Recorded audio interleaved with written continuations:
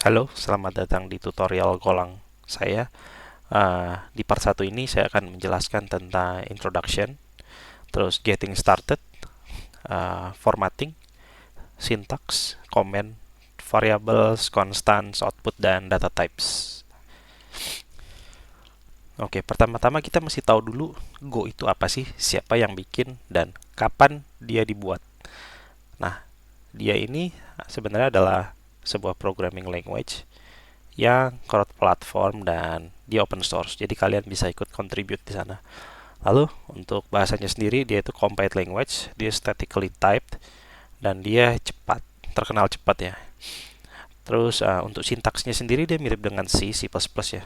Ada juga yang similar dengan Java. Oke. Nah, lalu gue sendiri dikembangkan di Google dulu tahun 2007 oleh Robert Krismer, Rob Peck dan Ken Thompson. Ya, ini programmer-programmer yang yang sudah senior dan sangat ahli di bidangnya. Oke, dan Go itu akhirnya secara umum secara publik diumumkan itu tahun 2009 bulan November dan versi satunya rilis di Maret 2012. Nah, untuk orang-orangnya seperti berikut ya. Kita bisa lihat mereka software engineer yang udah suhunya software engineer. Nah, Golang itu untuk apa sih memang? Golang itu sebenarnya kita bisa pakai untuk segala macam jenis ya program yang kita mau bikin. Sebenarnya kalau kita mau sama aja seperti kayak bahasa pemrograman lainnya. Cuman umumnya itu dia dipakai untuk web development ya, untuk bikin backend uh, dan backend dari sebuah aplikasi gitu kan. Kalau kita punya full stack backend, front end, aplikasi mobile, web atau apapun. Nah dia juga bisa dia udah kompatibel dengan cloud platform karena dia Essential dia itu sudah hemat memori karena dia jadi Linux native executable ya. Jadi dia sangat efektif dan low memory usage. Lalu berikutnya kenapa kita pakai Go? Karena Go itu uh, menyenangkan dan mudah untuk dipelajari. Go punya runtime dan compilation time yang cepat. Terus juga Go supports concurrency ya, kayak multi thread or something. So kalau dia pakai Go rutin, Go juga punya memory management, dia ada garbage collection juga seperti di Java. Lalu ada juga dia bisa dipakai di berbagai macam platform, Windows, Mac, Linux. Terus Go juga punya perkembangan yang cukup signifikan ya. Adoption rate-nya dia 20% kalau berdasarkan artikel terlampir. Oke, untuk kita mulai, kita bisa download dulu uh, Go-nya. Terus kita install Visual Studio Code supaya lebih mudah karena udah banyak plugin dan extension yang support Go di sana. Lalu setelah kita install, kita bisa cek dengan Go version. Kalau memang sudah betul keinstall, kita bisa langsung coba jalanin code seperti berikut, seperti di sini ya. Terus cara jalannya adalah dengan go run main go. Kita jalanin si code golangnya. Kalau uh, misalkan ketika go version nggak nemu gitu ya unknown command, itu coba pastiin go path-nya sudah sesuai, ngarah ke folder go kalian yang ada go exe-nya ya atau apalah itu ya. Oke. Ya. Untuk si Go binary-nya kita bisa download dari website go.dev/dl. Tinggal dipilih aja yang latest itu 1.2.1.5. Kalau di Windows saya cuma tinggal download, habis itu run, habis itu dia otomatis akan terinstall ya. Ya kalau kita lihat dia udah ada GoPad-nya seperti ini. User profile di /go. Dia sudah otomatis ketambah, dan kalau kita lihat di AMD ya, Dia sudah ada. Go 1.213 ini belum saya update latestnya. Gitu sih. Nah, untuk sintaknya sendiri itu ada 4 bagian ya. Itu package declaration yang merah, import packages yang orange, biru itu functionsnya, sesama statement dan expression yang hijau ya. Ada untuk ngeprint. Oke, kalau untuk formatting, dia itu yang masuk formatting sini ada dia punya satu apa namanya formatter itu GoFMT namanya. Nah itu dia nanti si IDE kita si Visual Studio Code itu akan otomatis ngejalanin GoFMT ketika kita nge-save code kita. Yang tadinya formatnya seperti before save ini dia nggak align gitu ya. Nah jadi after save dia antara nama variabel, tipe data dan komennya align. Nah, untuk tipe data sendiri di Golang ada 4 kategori ya. Ada integer, bilangan bulat, ada float, bilangan desimal, boolean itu true false, dan string ya tulisan ya huruf. Oke, di sini ada reserved keyword ya. Artinya di sini adalah kata-kata yang nggak bisa kalian jadiin nama function atau nama struct atau anything atau nama variabel karena sudah di reserve oleh si Go itu sendiri. Nah, berikutnya ada komen ya. Cara komennya sama seperti di Java atau C++ atau C. Dia pakai slash bintang untuk yang block comments. Lalu untuk yang one line comment dia pakai slash slash.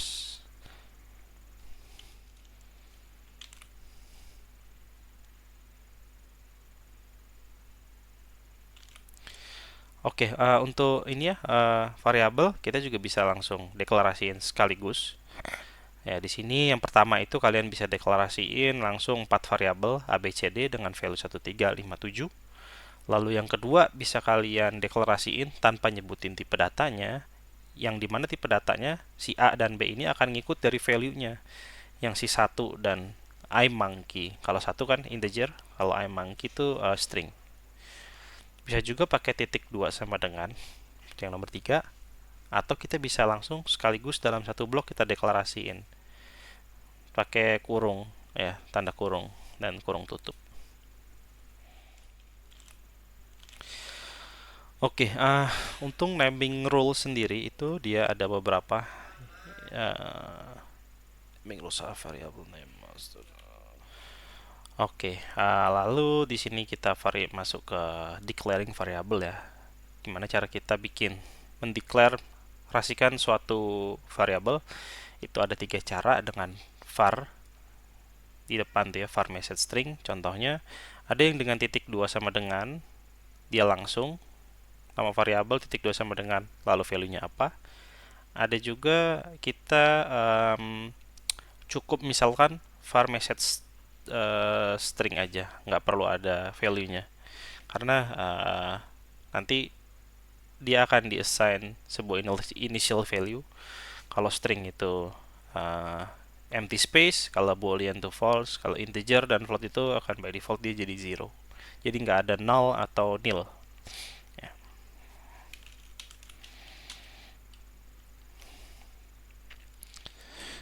Oke, untuk naming rules dari variabel itu sendiri ada beberapa rules ya. Yang pertama dia nggak boleh, dia cuma bisa pakai huruf dan underscore. Yang kedua dia nggak boleh dimulai dari angka. Kalau yang pertama dia nggak boleh mulai variabel selain dari huruf dan underscore. Oke, yang ketiga itu hanya boleh contain alphanumeric characters ya dan underscore. A sampai Z besar kecil, 0 sampai 9 dan underscore. Terus untuk yang nomor 4 itu dia kayak sensitif ya. Jadi beda ya. Ada huruf kecil dan besar itu dianggap sebagai variabel yang berbeda. Tidak ada limit berapa panjang nama variabel. Tidak bisa mengandung spasi, tidak bisa mengandung any go keywords seperti yang di slide sebelumnya. Lalu untuk nomor 8, 9, 10 ini lebih ke dia ngasih tahu bahwa huruf depan dari variabel atau nama function itu pengaruh ya. Jadi kalau huruf depannya itu besar Artinya si nama variabel atau function tersebut akan diekspor dari package tersebut. Jadi nanti ketika diimport oleh file lain atau oleh package lain, maka variabel dan function yang dimulai dengan huruf besar namanya dia akan bisa dipakai. Tapi kalau yang huruf kecil dia nggak bisa, kan error, kan disembunyikan. Oke, yang nomor 10 itu dia lebih ke balikan dari function ya. Ketika kita manggil satu function yang functionnya itu fungsinya membalikkan dua atau lebih variabel, value yang tidak dipakai kita taruh di underscore. Karena di Go itu nggak boleh sebuah variabel itu nggak kepake, jadi harus dipakai. Ketika ada yang nggak dipakai, maka error. Nah, kalau mau nggak dipakai, cuman kayak function gitu kan, dia akan tetap ngebalikin, tapi kita nggak mau pakai nih, kita nggak harus pakai, kita bisa pakai underscore, karena underscore ini dia sebagai blank identifier. Dia ngasih tahu oke, variabel ini nggak dipakai, udah lupain aja, nggak kita assign ke variabel mana-mana. Oke, kalau untuk konstan itu dia dimulai dengan const. Lalu untuk nama variabel sendiri itu by convention dia huruf besar semua. Lalu ada tipe data setelahnya, lalu sama dengan si value-nya. Nah, kita bisa juga dengan tipe datanya atau enggak, sama aja kayak variabel, cuman bedanya dia depannya const, lalu nama konstannya huruf besar semua. Nah, contohnya bisa lihat di situ ya, value p, dia huruf besar semua. Oke, output functions. Nah, di sini adalah function-function yang akan bantu kita mencetak message atau value yang pengen kita cetak ke log. Yaitu dia punya tiga yang utama, ada print, println, dan printf. Print itu dia ngeprint, lalu setelahnya nggak dikasih spasi atau new line. Jadi dia nyambung seperti ini, hello world. Kalau yang kedua, dia ada ln ya, setelah kita cetak, lalu dia kasih new line. Maka si word ini akan tercetak di line yang baru. Nah, setelah cetak new word ini sebenarnya pun dia juga ada new line ya. Jadi ketika kita mau ngeprint lagi, dia akan munculnya di sini, nggak di sebelahnya. Lalu yang ketiga itu printf. Printf itu print format ya. Kita bisa format value-nya sebelum kita cetak di log. Nah, dia punya dua apa ya namanya ya, formatting ininya lah ya, buat kita substitute gitu ya. Dia kalau %v ini dia untuk nampilin value dari si variabel yang kita taruh nih, kayak gini, hello Yodi string, ini kita kasih Yodi x. Nah, ketika ini dia ada %v dan %t, artinya dia perlu dua argumen setelahnya, karena dia ada 2% kan. Ini persen pertama, ini persen kedua. Nah, persen yang pertama itu dia akan cetak si variabel x. Nah, karena di sini v, jadi yang dia cetak adalah value dari variabel x. Nah, untuk yang t, dia akan mencetak type dari variabel si x. Oke. Lalu sebenarnya masih ada banyak lagi, cuman kalian bisa lihat sendiri nanti di package godev/fmt. Oke, sekarang kita coba buat declare variabel ya. Kita buat kayak gini, var e, terus value-nya saya. Lalu kita print si a. Oke, kita save, kita go run min go. Nah, dia muncul saya ya. Oke, terus kita coba declare seperti ini, string saya. Apakah bisa? Bisa juga. Oke ya, ini saya komen dengan control slash ya, jadi dia langsung otomatis ke komen. Kalau komen gini dia nggak kebaca. Oke, let's say kita coba gabung dengan gini ya, kita pakai idiom seperti ini. Kita kasih value saya Yodi kayak gini, terus kita tambah. Oke, bisa saya Yodi. Nah, sekarang kita coba buat di luar var C sama dengan saya Yodi Satriani. Oke, terus kita tambah C, kita go run main go, berhasil ya, saya Yodi Satriani. Nah, sekarang kita coba pakai titik 2 sama dengan ya, D 2 sama dengan misalkan suka gini ya. Nah, ini dia nggak bisa nih, expected declaration, dia nggak bisa yang kayak gini. Ketika kita coba jalanin, dia akan error non declaration statement.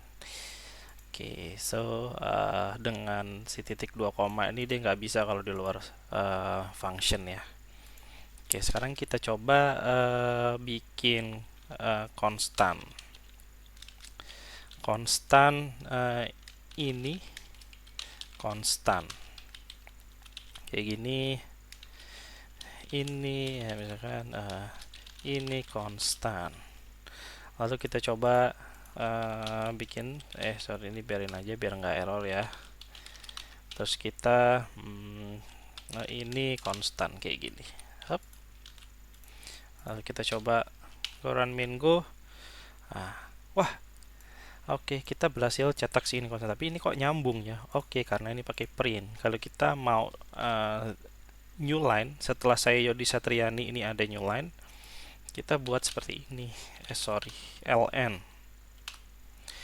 Maka ketika kita save, dia akan muncul saya Yodi Satriani, ini konstan. Ya. Nah, gimana caranya? Kalau kita mau pakai print tapi belakangnya ada new line, nah itu bisa dengan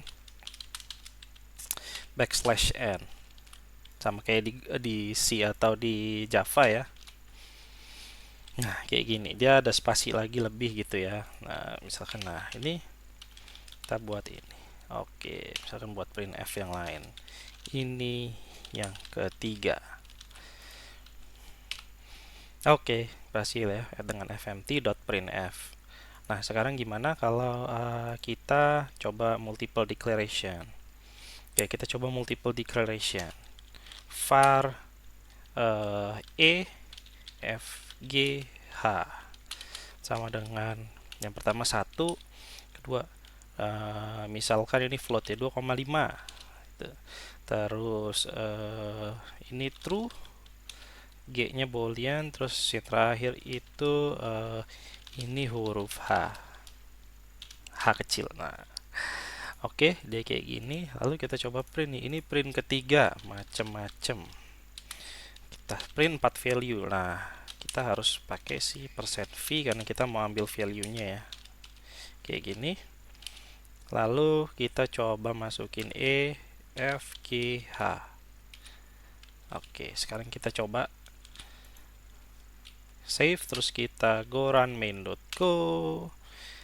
Ini yang ketiga macam-macam, 1, 2,5, true, ini, terus ini huruf h yang terakhir ya. Oke, sekarang kita udah berarti bisa. Nah, kalau kita misalkan pakai dash t ya, yang terakhir nih kan dia string ya. Dia ngambil dari ini value string, maka si h ini tipenya akan jadi string. Oke, kita coba buat seperti ini. %t. Kita save. Go run.main.go, dan ya dia munculnya string. Dan kalau ini kita rubah jadi ini semua, dia akan jadi tipe ya, jadi tipe data yang dia tampilin ya, int, float 64, bool, dan string. Oke, untuk praktisnya segitu aja. Kita kembali ke slide.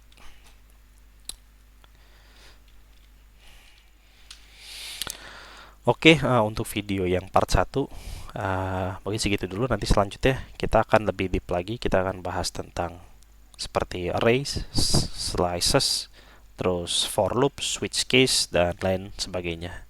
Oke, bisa langsung lanjut ke video part 2 ya. Thank you.